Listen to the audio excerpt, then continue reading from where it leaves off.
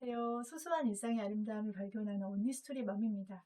오늘은 반응성 육아 중에 마지막 챕터이면서 정리하고 가장 중요한 핵심들만 이야기 나누려고 하는데요. 엄마와의 상호작용이 왜 그렇게 중요한지 여기에 실질적으로 조사 내용이 나와요. 어, 일주일간 아이하고 1대1로 상호작용한 그 시간을 측정을 했대요.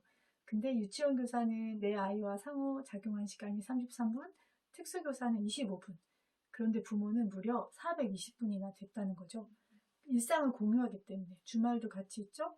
그리고 엄마가 일을 간다고 해도 또 그 아이하고 그 상호작용할 수 있는 시간은 아침에 일어나면서 밥 먹으면서 또 저녁에 퇴근 후에 만났을 때 또 자기 전까지 굉장히 그 기회가 많다는 거예요.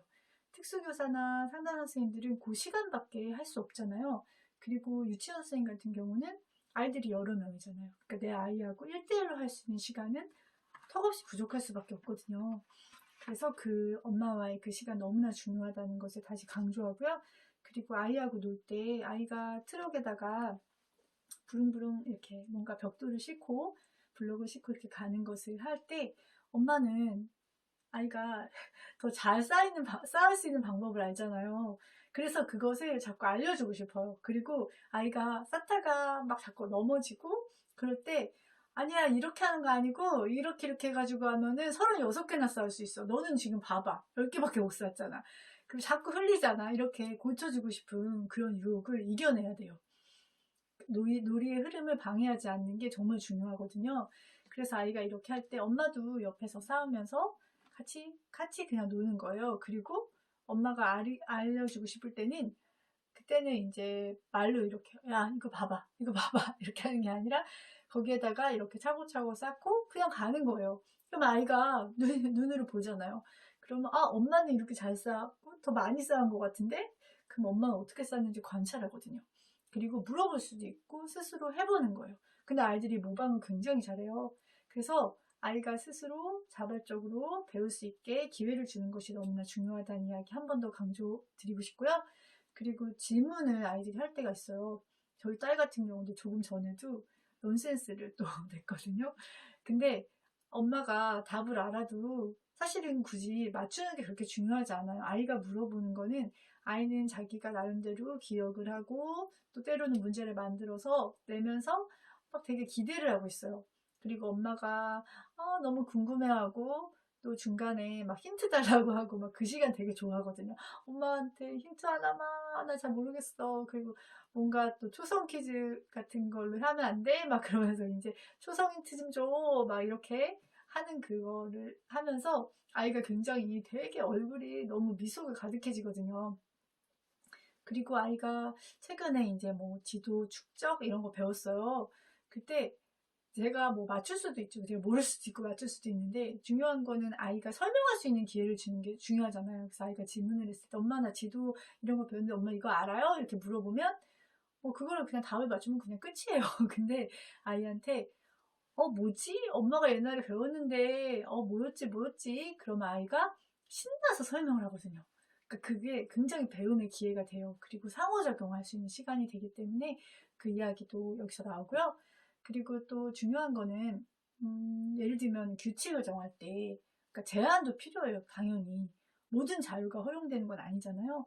근데 이제 아무래도 집에서는 특별히 뭐 남한테 해를 끼치거나 그런 것들이 없고 편안한 공간이기 때문에 조금 제한이 적겠지만 학교나 어린이집에 갔을 때는 당연히 그 안에 규칙을 지켜야 되고 그런 건 너무나 중요하죠. 그래서 집에서도 제한 같은 게 있을 수 있죠. 이거는 흘리니까 이거는 그렇게 하는 거 아니라고 말을 해주고 그런 것들은 필요한데 예를 들면 규칙을 정할 때도 아이하고 상의하는 게 굉장히 필요한 거죠. 예를 들면은 아이가 학교에서 끝나고 왔는데 이제 친구들하고 놀고 싶잖아요. 근데 우리들은 항상 옛날에 숙제는 하고 노는 거야. 그게 항상 우리 머릿속에 있는 것 같아요. 근데 아이한테 그렇게 했을 때 만약에 아이가 학교 끝나고 숙제를 했어요. 근데 친구하고 놀려고 하면 아이들은 다 학원에 가 있는 거예요. 학원 시간이 그렇게 돼서. 그때는 사실 그런 규칙보다는 애들 학원 가기 전에 학교 후에 한 3, 40분 놀고 아이들 학원 갈 때 얘가 집에 와서 공부를 하고 또 학교 공부뿐 아니라 엄마하고 하는 그런 학습지나 뭐 이런 문제집 같은 게 끝났을 때, 그럼 아이들이 또 학원에서 오잖아요. 그럼 친구랑 조금 만나서 뭐 1시간 이렇게 놀 수도 있는 거잖아요. 그게 더 아이가 규칙을 지키기도 쉽고, 중요한 건 아이가 늦게까지 숙제하지 않는 게 중요한 거잖아요. 그러니까 그 규칙을 좀 아이하고 이야기하면서 조율하는 게 굉장히 중요하다라는 이야기를 해요. 만약에 아이가 숙제를 다 끝냈는데 정작 친구들은 놀 친구들이 없다면 그건 굉장히 규칙이 그렇게 정말 효과적인 규칙은 아니잖아요. 그래서 그런 부분들도 고려하는 거, 아이하고 조율하고 이야기 나누는 것이 되게 중요하다라는 이야기가 나오고요. 그리고 어린아이가 이렇게 구슬로 이렇게 떨어뜨리는 거 할 때 되게 그 소리도 좋아하고 또 이렇게 뭐 패턴을 만들어서 2번 떨어뜨리기도 하고 하잖아요. 그때도 엄마도 옆에서 같이 똑같이, 그리고 좀 변화를 주고 싶으면 똑같이 하다가 다른 걸로 해보고, 또 아이가 3번 이렇게 떨어뜨리면 엄마도 3번 떨어뜨려보고, 또 엄마가 변화를 줄 때 아이도 따라하거든요. 그렇게 상호작용하는 거 이야기도 나오고요. 그리고 또 중요한 게 또 생동감 있게 반응하는 거. 그러니까 아이가 좋아하는 그런 것들에 대해서 뭐 캐릭터나 이런 거 흉내를 낼 수도 있는데, 저 같은 경우는 그런 거보다는 저는 이제 다른 반응이 뭐 큰 편은 아닌데, 아이가 엄마 이거 보세요 할 때 되게 빨리 가요. 빨리 가서 어머나 약간 어머 어머머머 이거 어떻게 한 거야? 아이가 와 이렇게 하면서 제가 표정도 좀 더 크게 하고 목소리도 조금 높여서 좀 이렇게, 그것도 사실 생동감 있게 하는 것 중에 좀 제일 쉬운 방법에 속해요. 그리고 저희 딸이 이제 강아지를 너무 예뻐하는데 하다 보면 강아지가 귀찮아 보이는 거예요. 그럴 때 야 저기 라온이가 귀찮아하니까 그렇게 하지 마라고 할 수도 있지만, 제가 라온이 흉내를 좀 많이 내요. 그래서 라온인 것처럼 하면서 아이에게 말을 할 때가 있어요. 그러면 누나가 자꾸 나 이렇게 이뻐하는 건 아는데 나 너무 귀찮거든? 누나가 자꾸 이러면은 나 엄마가 그래서 더 좋아. 누나가 이렇게 하면 나 진짜 누나 가끔 밉다고. 이렇게 얘기를 하면 딸이 이렇게 씩 웃으면서 라온아 미안해. 누나가 라온이 사랑하는 거 알지? 하면서 그 행동도 이제 라온이 귀찮게 하는 것도 안 하고, 그리고 같이 이게 좀 웃게 되거든요. 그래서 그렇게 좀 아이가 좋아하는 그런 캐릭터나 아니면 적어도 어떤 감탄사, 그런 것들은 할 수 있잖아요.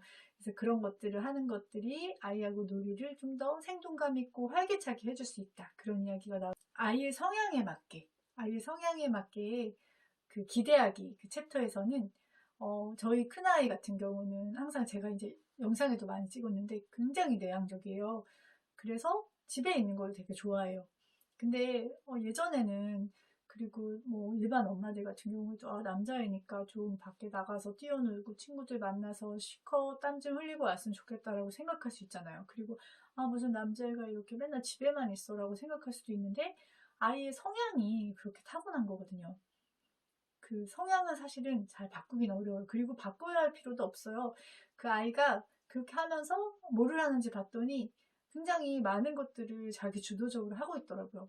뭐 놀기도 하고 멍을 때리는 순간도 있지만, 그 안에서 정말 뭐 이제는 주도를 외우고 있더라고요. 수도를 다 외워서 이제 주도를 막 외우고, 그리고 그 안에 뭐 제가 뭐 내셔널 지오그래피 그런 잡지 같은 거를 그냥 좀 모아놓은 게 있거든요.